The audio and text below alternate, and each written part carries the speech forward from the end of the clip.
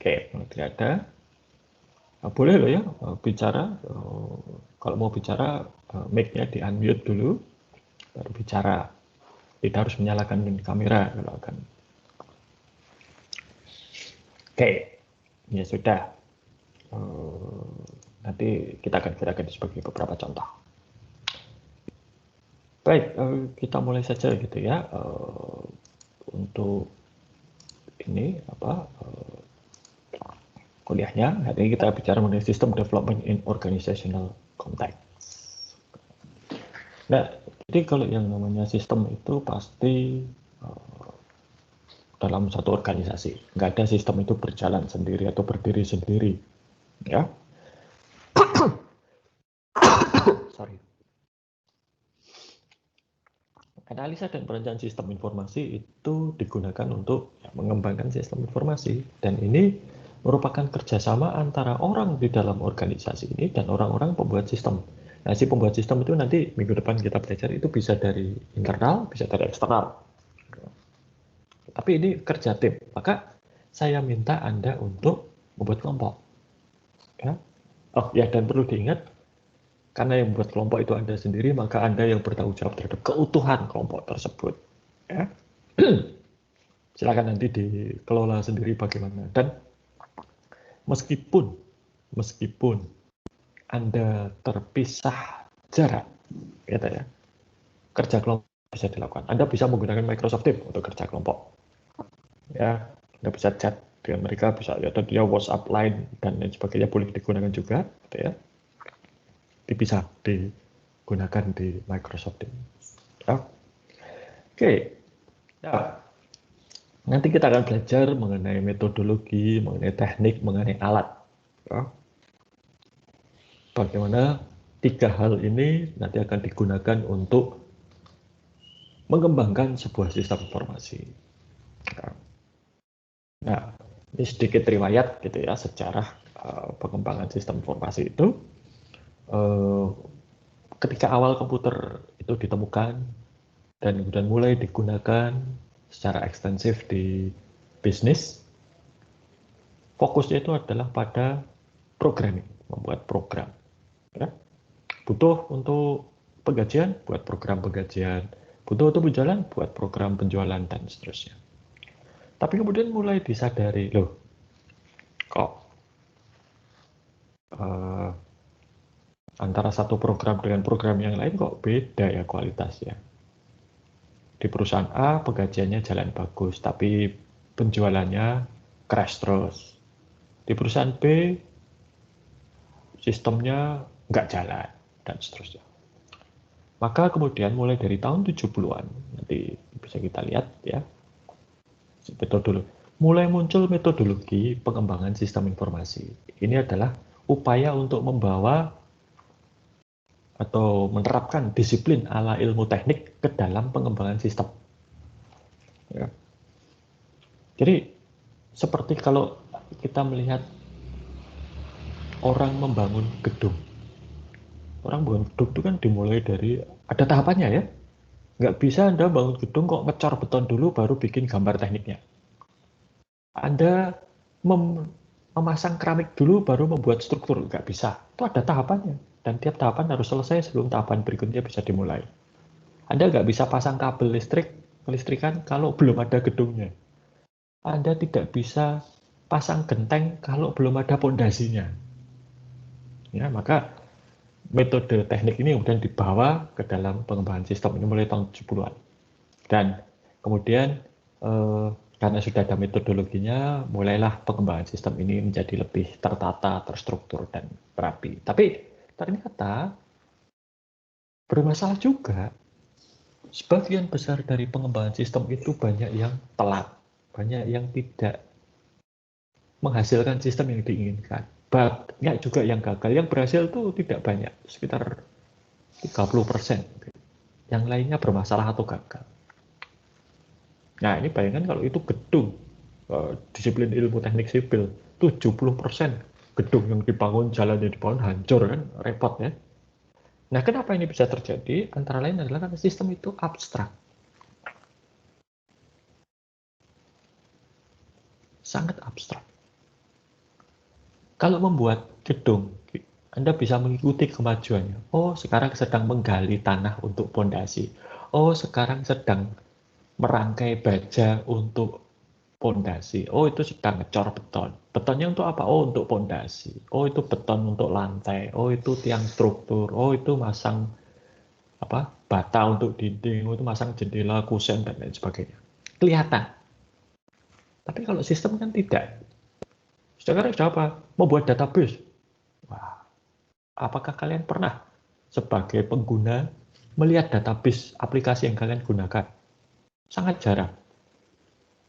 Kalau Anda menggunakan internet banking bisa lihat database-nya, justru harus disembunyikan. Anda pakai Tokopedia bisa lihat database-nya, nggak akan bisa. Itu tersembunyi. Dan memang harus disembunyikan dengan alasan keamanan, gitu kan. Nanti kita bisa belajar itu. Nah, maka dan banyak alat, banyak teknik, banyak metode yang dikembangkan untuk membuat supaya sistem yang dibangun itu bisa menjadi lebih baik. Ada ini fourth generation language, ini adalah bahasa visual namanya ya. Kalau dulu Anda pernah mendengar ada visual, itu ini. Ada Gestools. Dulu di tahun 2000-an, Gestools itu ramai di Indonesia. Saya juga dulu penggemar Gestools. Tapi semenjak ada Gestools, ternyata semua teknologi ini itu perkembangan ini tidak memberikan dampak yang signifikan terhadap kualitas sistem. Ya. Jadi malah nggak jalan dengan baik. Ya tetap saja masalahnya ada. Maka kemudian ya saya berpendapat bahwa alat ini tidak penting. Bukan dalam artian kita tidak harus menggunakan alat tertentu. Alat mana yang ada dan bisa kita gunakan, itu gunakan saja. Yang penting adalah prosesnya, bukan alatnya. Gitu ya. Nah, kalau sekarang ya tentunya aplikasi berbasis mobile, ya, yang laris. Ini juga membawa masalah sendiri, nanti bisa kita lihat. Nah, orangnya itu disebut sebagai sistem analis, ya, atau kadang juga ada beberapa istilah itu business analis, sama. Karena dia ini si analis ini menganalisa organisasi maupun proses bisnisnya untuk menemukan masalah dan kemudian mengusulkan rancangan sistem baru yang bisa menyelesaikan masalah tersebut. Ini analis. Nah, tadi saya sudah bicara mengenai metodologi. Metodologi pengembangan sistem itu adalah proses standar ya, yang diikuti semua organisasi untuk menganalisa, merancang, mengimplementasikan, dan memelihara sistem informasi. Ini ya. Jadi ini ada tahapan-tahapannya, ada langkah-langkahnya harus diikuti, dan ini kaku. Tiap langkah harus diikuti dengan baik. Jika tidak, ya nggak bisa dipakai. Gitu kan. Nah, yang paling terkenal dalam metodologi ini adalah sistem development life cycle. Ini tradisional. Kalau Anda ingat tadi, ini di bagian sejarah 70-an ini, nah, inilah mulai diperkenalkan SDLC. SDLC itu mulai dipakai di Inggris tahun 70-an itu. Jadi pada waktu itu, pemerintah Inggris mewajibkan semua kontraktor yang terlibat dalam proyek pengembangan sistem informasi bagi pemerintah Inggris wajib menggunakan metodologi SDLC ini.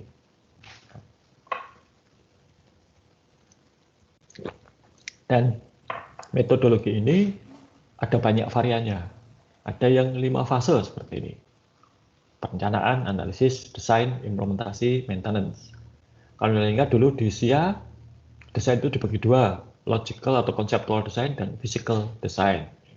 Ada yang 4, ya, macam-macam. Nih, bisa digambarkan karena dia siklus seperti ini. Dan ada varian lain yang disebut sebagai evolutionary model. SDLC standar itu merancang keseluruhan sistem dengan semua fungsionalitasnya. Ya. Tapi ini ada masalah, nanti kita bahas masalahnya ya. Masalahnya adalah lama. Ya, dari tahap analisa sampai nanti sistemnya jadi di sini itu bisa setahun. Ya. Orang mungkin bahkan kadang lupa itu. Oh, ada sistem baru tuh. Nah, evolutionary itu tetap sama seperti ini, tetapi dia mulai dari yang paling kecil, yang paling penting dulu dikerjakan. Ya, mulai dari planning, kerjakan, analisis, desain, implementasi, sampai di sini gimana? Bagus atau tidak? Oh, baik. Jalan dengan baik. Oke, kalau itu go. Ini maka disebut go, no go aksis. Ini keputusan. Ya atau tidak? Tidak, stop. Ya, oke, jalankan. Lalu mulai lagi untuk yang baru. Fungsionalitas. Jadi misalnya di sini 5% dari seluruh sistem. Nah, ini 5% berikutnya. Begitu seterusnya sampai sistemnya utuh. Selesai. Ya. Jadi mulai dulu dari yang paling inti, dari yang paling diperlukan. Nah, setelah itu nanti pelan-pelan yang lain ya, dikembangkan. Oke. Nanti kita akan bahas secara khusus planning, analisis ini ya, desain, logical dan physical ini ada babnya khusus kita bahas. Ya. Jadi jangan khawatir, saya tidak akan bahas secara spesifik di sini. Ya. Oke. Nah, kalau kita bicara pengembangan sistem itu inti permasalahannya ada di sini. Tapi nanti saya akan menghabiskan waktu ya buku ini yang menghabiskan waktu cukup banyak ada di sana. Ini krusial sekali. Semua aktivitas bisnis itu harus dimulai dari perencanaan. Tanpa perencanaan bubar gitu ya. Oke, kita lihat. Nah, SDLC itu memiliki kelemahan. Kelemahannya apa? Dia itu seperti waterfall ini, seperti air terjun. Jadi planning dulu selesai, baru analisis. Analisis selesai, logical design, physical design, implementation, maintenance, begitu seterusnya. Ini dengan asumsi bahwa tiap tahap itu harus selesai sebelum mulai tahap berikutnya. Dan tahap sebelumnya itu dianggap benar. Realitanya tidak seperti itu. Kadang apa yang direncanakan ketika diimplementasikan tidak bisa, tidak jalan. Misalnya, ini yang terjadi dengan PNPM Mandiri Perdesaan. Ya, sudah direncanakan baik-baik, visual design, begitu akan diimplementasikan, undang-undangnya berubah, kementeriannya berubah. Kementerian Dalam Negeri dipecah menjadi dua, Kemendagri sendiri dan Menteri Perdesaan, serta daerah tertinggal. Nah, lalu gimana? Nah, ya, kembali lagi ke planning, nggak bisa. Karena planning sudah jalan, proyeknya sudah selesai. Planning ke sini, nggak bisa. Atau mungkin ketika di sini ditemukan ada kesalahan di sini. Balik lagi ke sini, bubar. Orang yang bertanggung jawab pada tiap tahap ini mungkin saja berbeda. Saya tahu persis di PNPM Mandiri Perdesaan dia melakukan analisa dan kemudian melakukan physical design ini beda. Beda tim. Nah, jadi kalau di sini tahu ini salah, ya harus balik ke sini kan, tapi ini kan nggak mungkin. Air terjun itu kan kalau airnya sudah jatuh ke bawah, tidak bisa dinaikkan. Ya bisa sih pakai pompa, tapi kan untuk apa gitu ya? Nggak ada gunanya. Itu. Ya. Ini kelemahannya SDLC. Dan SDLC itu lama. Bisa setahun lebih. Ya, nanti bisa kita lihat. Lalu juga, ya ini ya tadi ya. Jadi kalau sudah selesai di sini, ini nggak bisa diutak-atik, nggak bisa kembali lagi untuk mengubah. Karena kalau mengubah berarti ya proyek baru lagi. Gitu ya. Dan lebih banyak fokusnya SDLC itu pada laporan. Di analisa ada laporan, logical design ada laporan, tapi sistemnya sendiri jalan atau tidak belum tentu. Ya. Ini yang tadi saya katakan abstrak. Gitu ya. Lalu keterlibatan user juga minimal. Ya.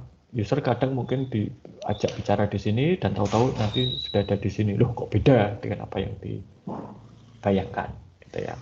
Nah keterlibatan user ini nanti kita bahas secara khusus dan itu juga dilematis. Ya. Oke. Nah lalu ada banyak alat, teknologi, metode yang dikembangkan tapi ya tidak meningkatkan secara signifikan. Karena apa? Tiap metode, tiap alat itu hanya bisa digunakan pada situasi yang spesifik. Kayak case tool misalnya. Case tool itu alat diagram. Ya, seperti ini lebih kepada alat bantu. Ini satu software namanya Rational Rose. Rational Rose itu dulu satu perusahaan sendiri, ya dibeli IBM. Nah, sebelum dibeli IBM, Rational Rose ini membuat software namanya Rational. Ya. Dan rasional itu berdasarkan satu software yang jadi dulu rasional itu membeli satu software yang namanya Requisite Pro. Nah, si pembuat Requisite Pro itu pernah menjadi dosen tamu di Atmajaya selama beberapa 1 bulan ya. Ini orangnya. Nih, Alan M. Davis nih. Anda lihat di sini, nah ini ya, Universitas Atmajaya Yogyakarta. Dan dia menjadi tamu fakultas kita.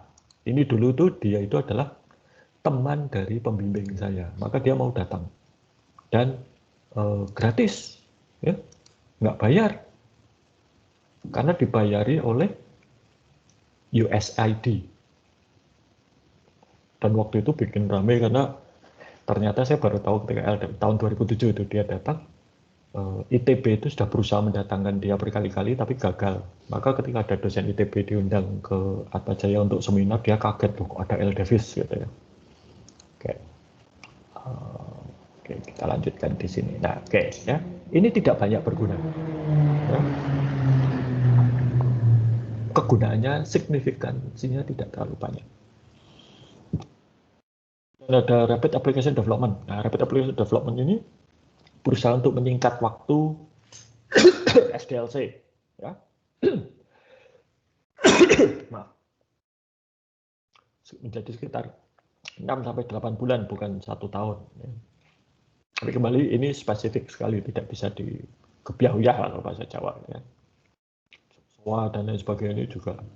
Lalu yang sekarang populer dan terkenal itu adalah ini, Agile Methodology.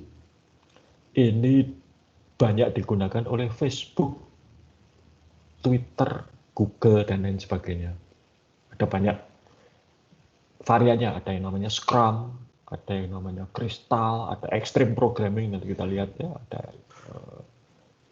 Nah, di dalam Agile itu janjinya adalah satu sistem itu bisa selesai dalam waktu 6-8 minggu, jadi 2 bulan, bukan 6-8 bulan seperti Rapid Application Development, bukan setahun atau lebih seperti SDLC.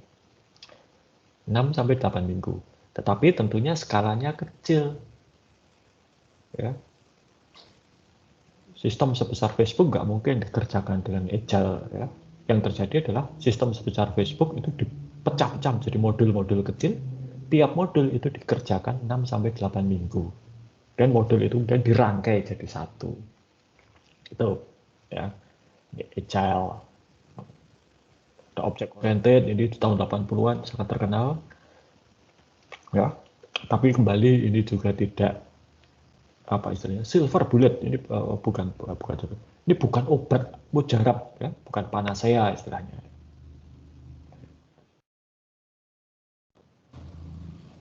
Nah, di buku ini, di mata kuliah ini juga kita akan menggunakan SDLC, karena bagaimana juga ternyata kalau diteliti betul, semua varian metodologi itu berdasar SDLC, ya, tidak jauh beda dari SDLC. Jadi ya tetap kita pakai SDLC, gitu ya.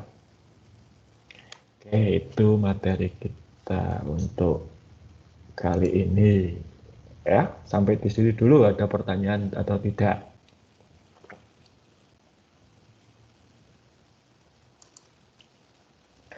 Nah,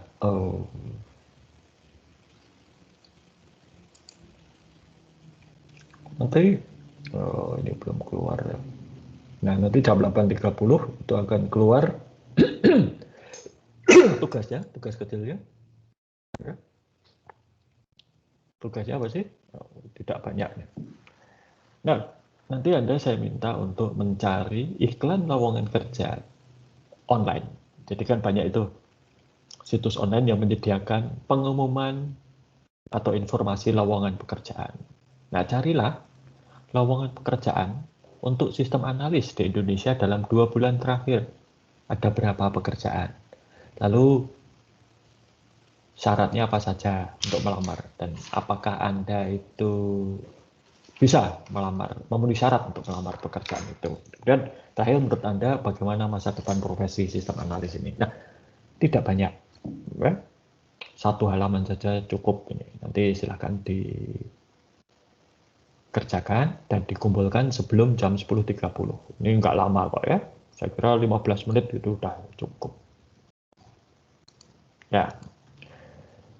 Nah, mengapa sekarang mengapa mata kuliah ini menjadi wajib? Dulu ini kan mata kuliah pilihan, tapi sekarang wajib. Ya, karena profesi akuntansi tradisional, di mana akuntansi itu dipahami sebagai mengolah dan menyajikan laporan keuangan, itu akan mati digantikan mesin.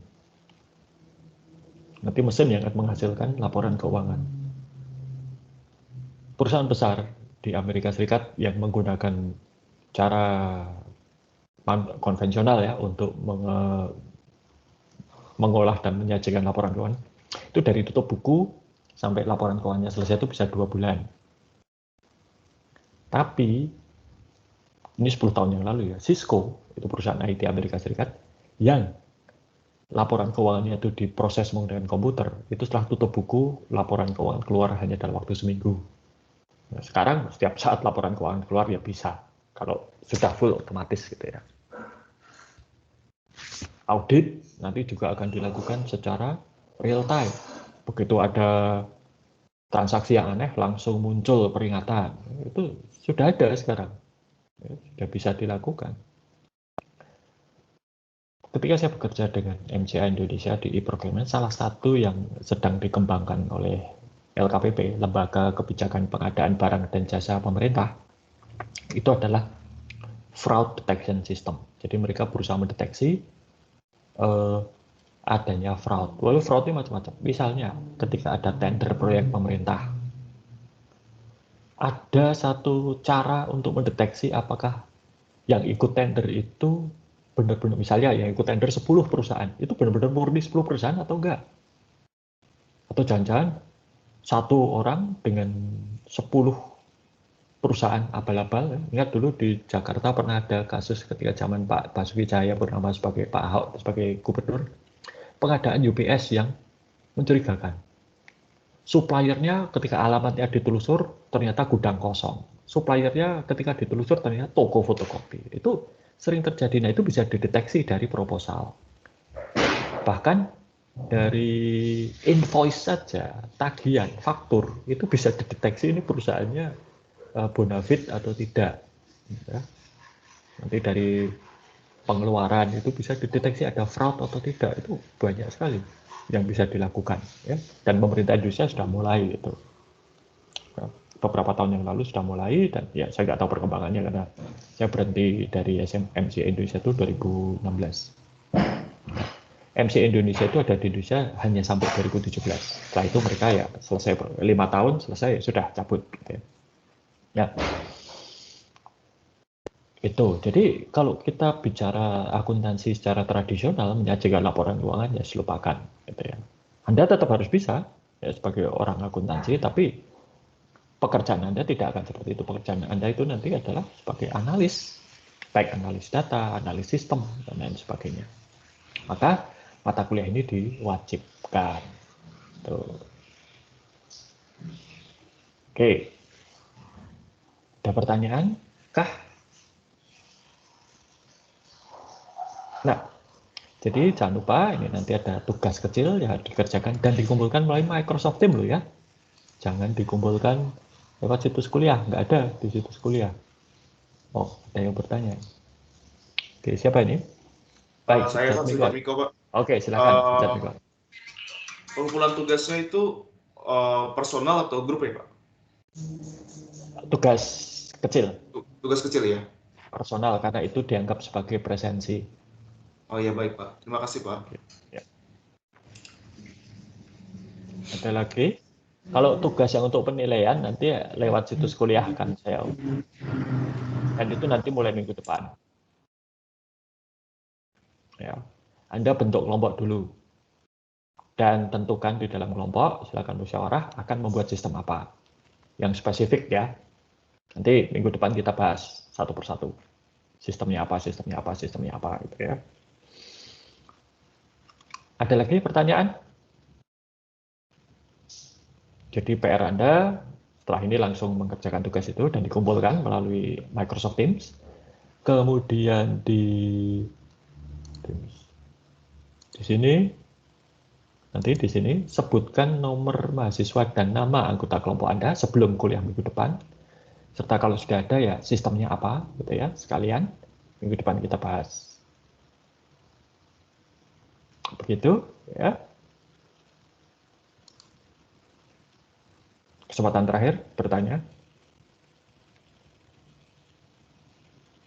Oke. Kalau tidak ada pertemuan online melalui video meeting ini cukup sekian, ya silakan mengerti. Oh, ada yang bertanya. Oke, siapa? Agustiawan Ginting, silakan. Nah, ya, Pak. Dalam satu kelompok itu minimal berapa orang ya Pak? 3 orang minimal, maksimal 4 orang. Oh, ya, Pak. Makasih Pak. Oke, sama-sama. Ada lagi? Oke, nanti kalau ada pertanyaan bisa disampaikan melalui Microsoft Teams, ya, melalui tadi post di halaman tim kita, ya. Baik, saya kira cukup sekian dan sampai jumpa minggu depan. Oh ya, kalau akan melihat apakah akan ada video meeting, bisa dilihat di kalender Microsoft Teams, ya. Kalau kalian lihat itu nanti ada di sini, ya. Atau bisa juga dilihat di post ini. Nah, ini seperti ini kan ada ini ya, pertemuan pertama kapan gitu. Jadi nanti Anda bisa tahu apakah minggu depan ada meeting atau tidak. Gitu ya. Oke, sampai jumpa minggu depan. Dan jangan lupa tugas maupun anggota kelompoknya. Baik, terima kasih.